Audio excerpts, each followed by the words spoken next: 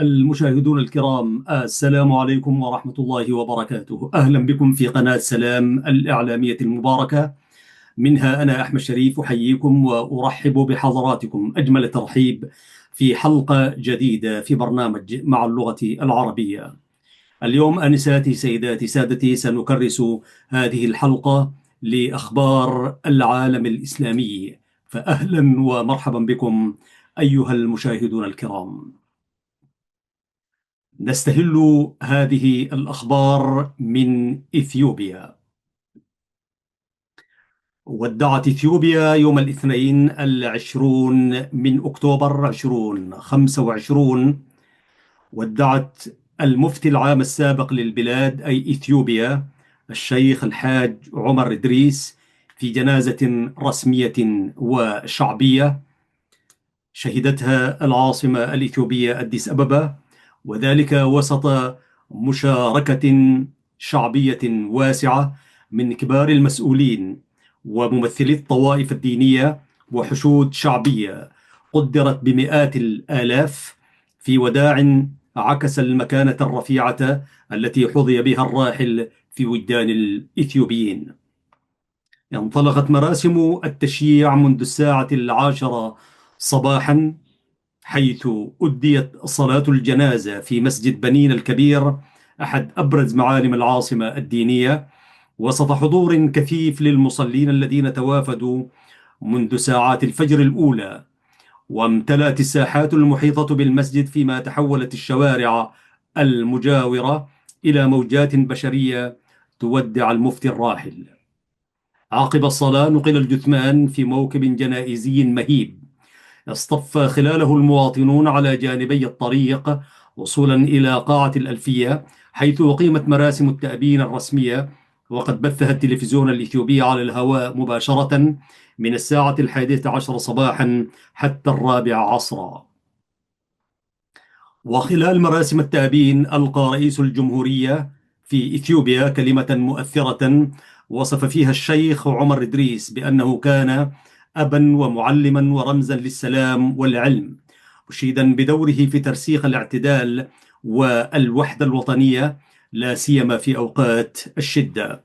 كما عبر رئيس وزراء إثيوبيا عن تعازيه لأسرة الفقيد ولعموم المسلمين في إثيوبيا، مؤكدا أن إرث المفتي الراحل في تعزيز التعايش والحوار بين الأديان سيبقى مصدر الإلهام للأجيال المقبلة.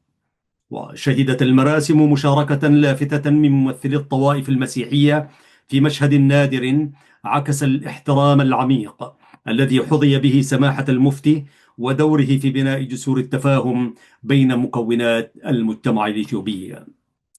ثم تليت سيرة علمية ودعوية حافلة، فجاء في السيرة: توفي الشيخ عمر إدريس يوم الأحد 19 من أكتوبر تشرين الأول 2025 عن عمر ناهز 88 عاما، بعد مسيرة علمية ودعوية امتدت لأكثر من 5 عقود، حيث ولد في 29 من مايو أيار عام 1937 في منطقة ولو في إقليم أمهر شمال البلاد، وبدأ تعليمه في مساجد قريته قبل أن ينتقل إلى مدينتين دسه وأديس أبابا، حيث تتلمذ على يد كبار العلماء أبرزهم الشيخ محمد ساني حبيب.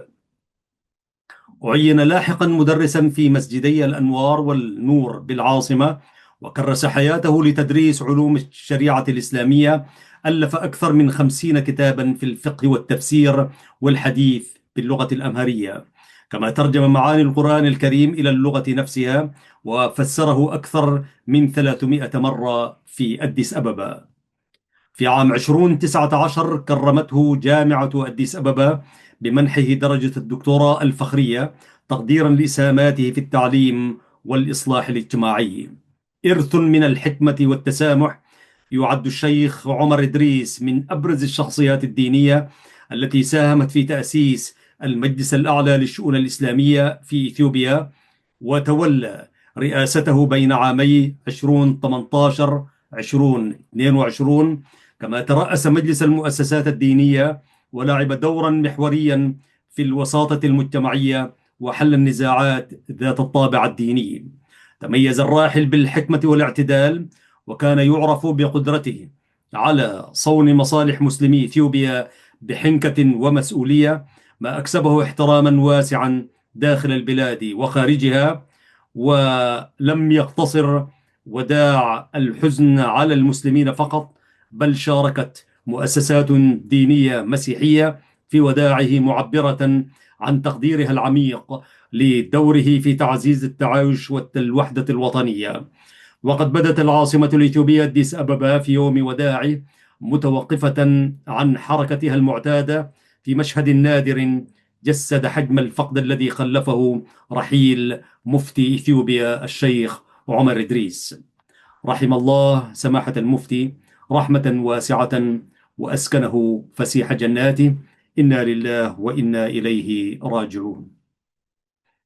أيها الأحباب الكرام، هذه قناة سلام، ومنها تتابعون أخبار العالم الإسلامي. وفد من لجنة القدس وفلسطين بالاتحاد يزور المنتدى العالمي للفكر والثقافة. في إطار أعمال لجنة القدس وفلسطين بالاتحاد العالمي للعلماء المسلمين، قام رئيس اللجنة الدكتور مروان أبو راس بزيارة ودية إلى المنتدى العالمي للفكر والثقافة، حيث كان في استقباله الأستاذ الدكتور منى صبحي رئيس المنتدى، والدكتور محمد خلف نائب الرئيس. جاءت الزيارة في أجواء أخوية هدفت إلى تعزيز أواصر التعاون ودعم القضية الفلسطينية وأهل غزة الكرام في معركتهم العادلة. وقدم القائمون على المنتدى تعريفا بجهودهم الثقافية والفكرية والفعاليات التي ينظمها المنتدى في سبيل خدمة القضية الفلسطينية. وكذلك من جانبه قدم الدكتور مروان أبو راس تعريفا بلجنة القدس وفلسطين، وأبرز أدوارها في دعم صمود الشعب الفلسطيني والمشاركة في مختلف الفعاليات ذات الصلة، مؤكدا على جانبين أساسيين في عمل اللجنة. الأول الجانب الدعوي والتوعوي الهادف إلى نشر الوعي بقضية فلسطين في الأوساط الفكرية والثقافية. أما الجانب الآخر فهو الجانب الإسنادي المتمثل في دعم أهل فلسطين بمختلف أشكال المساندة، كما تم الاتفاق على تنسيق فعاليات ومؤتمرات مشتركة خلال المرحلة المقبلة لتعزيز العمل المشترك. وفي ختام اللقاء قدم وفد اللجنة هدية رمزية عبارة عن زيت من زيتون القدس، وقدم شكره للمنتدى عرفانا بجهودهم المباركة وفعالياتهم المساندة لغزة العزيزة. أيها السادة والسيدات، هذه قناة سلام، ومنها تتابعون أخبار العالم الإسلامي الذي يأتيكم مرة كل شهر ضمن برنامج مع اللغة العربية. حلقة اليوم هي رقم 207، وذلك بحمد الله سبحانه وتعالى، ودوما نتمنى أن تكونوا في خير وعافية. أيها السادة والسيدات، ننتقل الآن إلى خبر آخر. التقى معالي الأمين العام لرابطة العالم الإسلامي رئيس هيئة علماء المسلمين فضيلة الشيخ الدكتور محمد بن عبد الكريم العيسى، التقى وفد علماء جمهورية السودان، ذلك بحضور دولة رئيس وزراء جمهورية السودان البروفيسور كامل إدريس. وجاء اللقاء في إطار الزيارة الرسمية التي أجراها معاليه لجمهورية السودان، والتي شهدت لقاءات عدة واتفاقيات ثنائية حول جملة من القضايا الشرعية والاجتماعية والثقافية والإغاثية والتنموية. جرى خلال اللقاء مناقشة الموضوعات ذات الاهتمام المشترك، لا سيما دور العلماء في تعزيز اللحمة الوطنية والوعي الديني لدى كافة مكونات المجتمع السوداني. هذه الأخبار أيها السادة والسيدات تأتيكم من قناة سلام، أخبار العالم الإسلامي. في خبر آخر أيها السادة والسيدات، افتتح معالي الأمين العام لرابطة العلماء أي رابطة العالم الإسلامي، رئيس هيئة علماء المسلمين الشيخ الدكتور محمد عيسى افتتح في إسلام أباد الملتقى الثاني لعلماء باكستان. المنتدى عقد تحت عنوان تنسيق المواقف ووحدة الكلمة، وقد أشاد معاليه بالبيان الختامي وما اشتمل عليه من مضامين عكست الأفق الواسع والراسخ لعلماء باكستان، منوها سيادته بما تضمنه من الإشادة بالاتفاقية، أي باتفاقية التعاون المشترك بين المملكة العربية السعودية وجمهورية باكستان الإسلامية، وكذلك التنويه بقيادة المملكة العربية السعودية بالتعاون مع الجمهورية الفرنسية في جهودها لحل الدولتين وما أسفر عنه من نجاح دبلوماسي استثنائي. أيها الأحباب، هذه قناة سلام، منها تتابعون أخبار العالم الإسلامي. أخبار العالم الإسلامي يأتيكم مرة كل شهر من قناة سلام الإعلامية. الآن أيها الأحباب ننتقل إلى خبر آخر. الإمام الأكبر يدعو لإنشاء لجنة من حكماء القارة الإفريقية وأبرز القادة الدينيين لتخفيف حدة التوتر التي تشهدها عدة مناطق، ومنها منطقتي الساحل والقرن الإفريقي. أكد الإمام الأكبر دكتور أحمد الطيب شيخ الأزهر الشريف أن العالم يمر اليوم بمرحلة من الاضطراب وفقدان المعايير، وأصبح أكثر عنفا وابتعادا عن القيم الإنسانية التي تمثل جوهر الأديان، مشيرا إلى أن الأزهر الشريف ومجلس حكماء المسلمين ماضيان في تعزيز وأداء رسالتهما من أجل نشر ثقافة السلام والتعايش بين الشعوب رغم ما يواجهه العالم من صراعات متزايدة. وأشار شيخ الأزهر خلال استقباله السيد محمد إيسيفو رئيس النيجر الأسبق عضو مجلس حكماء المسلمين التقاه بمشيخة الأزهر، قائلا إن الأمل في تحقيق السلام والتعايش الإنساني لا يزال قائما حتى في ظل ما يعانيه العالم من فوضى وطغيان للحضارة المادية، وأن هناك ثمة ضوء خافت في نهاية نفق مظلم يظهر بين الحين والآخر ليبعث الأمل في القدرة على وقف الحروب والصراعات، خاصة بعدما شاهدناه من اعتراف عدد من الدول بالدولة الفلسطينية والاتفاق الذي احتضنته مدينة شرم الشيخ لوقف العدوان على الأبرياء في غزة.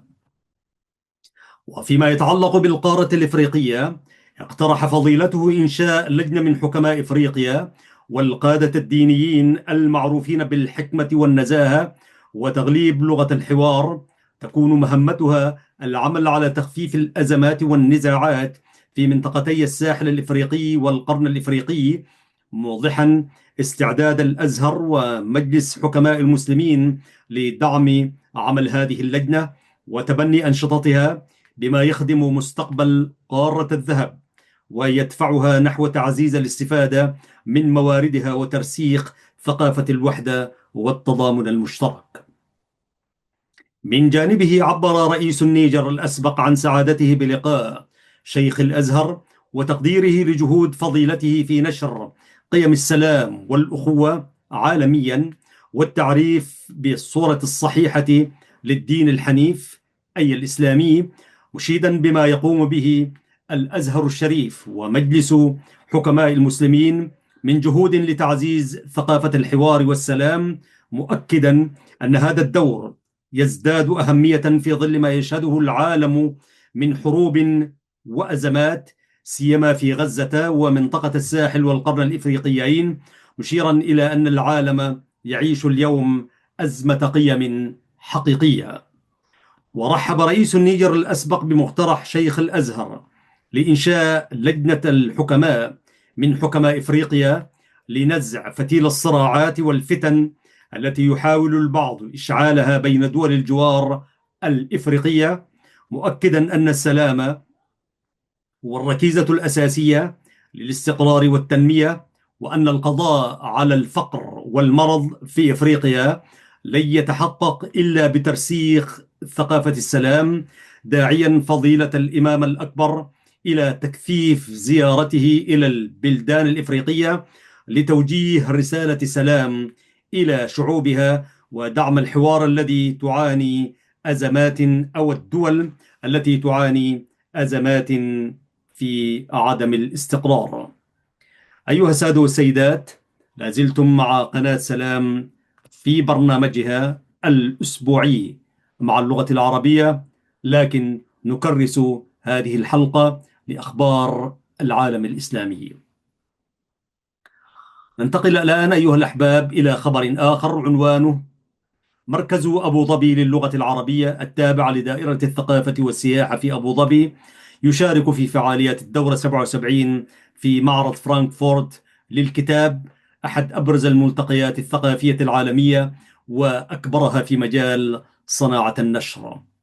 انطلقت فعالياته خلال الفترة من 15 حتى 19 من أكتوبر المنصرم 2025 في مدينة فرانكفورت الألمانية، بمشاركة نخبة واسعة من الكتاب والمثقفين والناشرين من مختلف دول العالم. جاءت مشاركة المركز هذا العام في إطار استراتيجيته الرامية إلى ترسيخ حضور اللغة العربية في الساحة الدولية، وتعزيز مكانة أبو ظبي مركزا محوريا للثقافة والإبداع، إذ استعرض أمام الجمهور الأوروبي والعالمي مجموعة من مشاريعه الرائدة في مجال الترجمة والنشر والجوائز الأدبية وتنظيم الفعاليات الثقافية الكبرى، إلى جانب العمل على توسيع شبكة شراكاته الاستراتيجية مع مؤسسات ألمانية ودولية رائدة في مجال النشر والإبداع.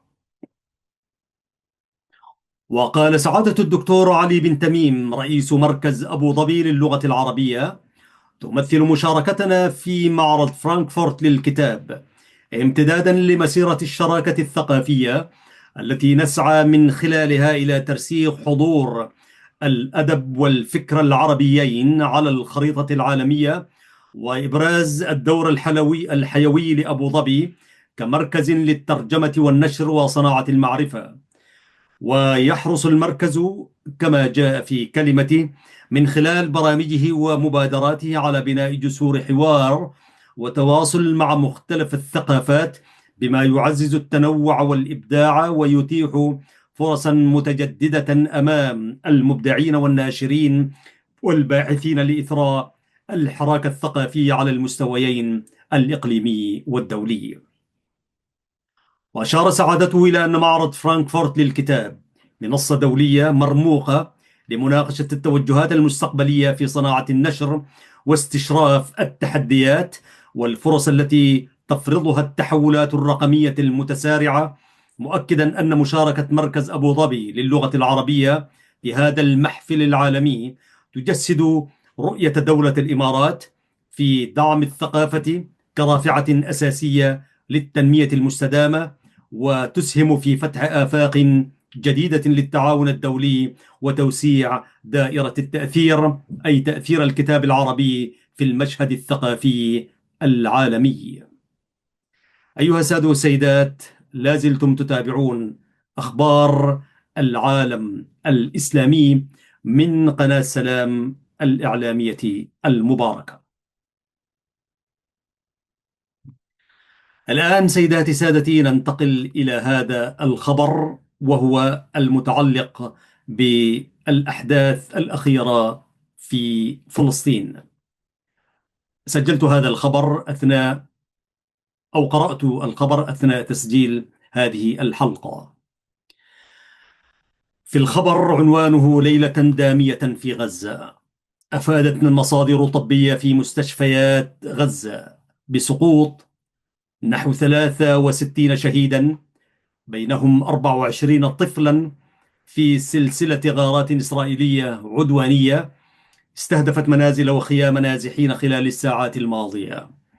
وأكدت المصادر أن عدد الضحايا مرشح للارتفاع، مع وجود عشرات الإصابات الخطيرة، فيما يتعلق بطواقم الدفاع التي تعمل، أي الدفاع المدني، تحت ظروف صعبة لانتشال الضحايا من تحت الأنقاض.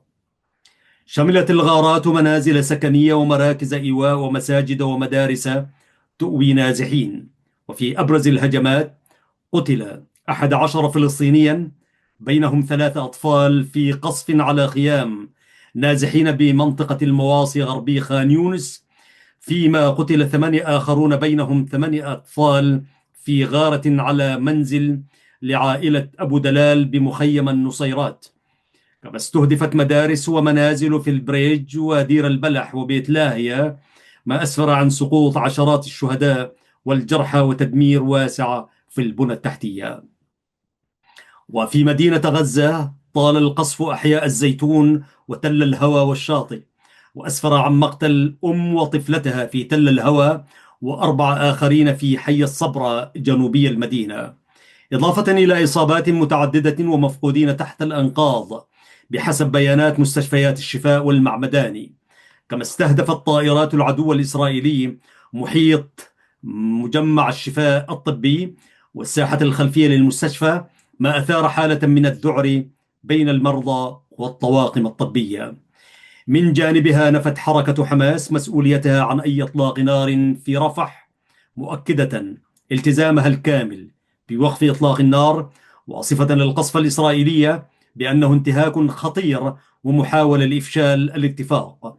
ودعت الحركة الوسطاء الدوليين إلى التدخل العاجل لوقف التصعيد، فيما حذرت منظمات حقوقية من أن استمرار هذه الخروقات يكرس سياسة العقاب الجماعي ويهدد بانهيار كامل لمسار التهدئة الإنسانية في قطاع غزة.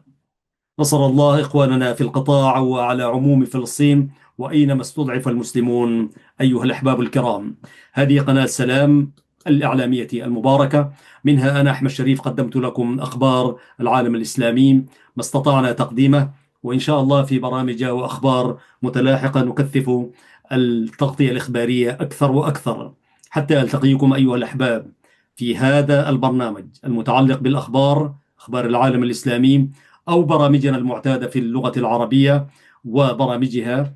تحياتي محدثكم أحمد شريف، وتحيات الزملاء المخرجين العاملين في هذه القناة من مشرفين وإداريين. قناة سلام أيها الأحباب تأتيكم باللغتين العربية والتجرينية، ونأمل أن تتفاعلوا معها بالمشاركة وإبداء الرأي.